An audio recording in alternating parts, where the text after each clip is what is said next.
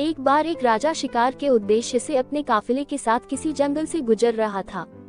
दूर दूर तक शिकार नजर नहीं आ रहा था। वे धीरे धीरे घनघोर जंगल में प्रवेश करते गए।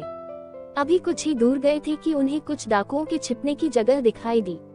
जैसे ही वे उसके पास पहुंचे कि पास के पेड़ पर बैठा तोता बोल पड़ा, पकड़ो पकड़ो, एक राजा आ रहा है, इसके पास बहुत सारा सामान है, लूटो लूटो, जल्दी आओ जल्दी आओ।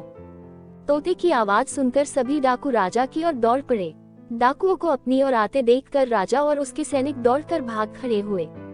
भागते भागते कोसों दूर निकल गए। सामने एक बड़ा सा पेड़ दिखाई दिया।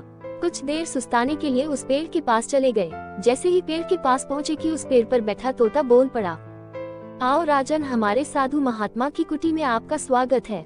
अंदर आइए, पानी पीजिए और विश्राम कर लीजिए। तोते की इस बात को सुनकर राजा हैरत में पड़ गया और सोचने लगा कि एक ही जाति के दो प्राणियों का व्यवहार इतना अलग अलग कैसे हो सकता है। राजा को कुछ समझ नहीं आ रहा था। वो तोते की बात मानकर अंदर साधु की कुटिया की ओर चला गया। साधु महात्मा को प्रणाम कर उनके समीप बैठ गया और अपनी सारी कहानी सुनाई। और फिर धीरे से पूछा, ऋषिवर, इन दोनों तोतों के व्यवहार में आखिर इतना अंतर क्यों है? साधु महात्मा धैर्य से सारी बातें सुनी और बोले, ये कुछ नहीं राजन, बस संगति का असर है।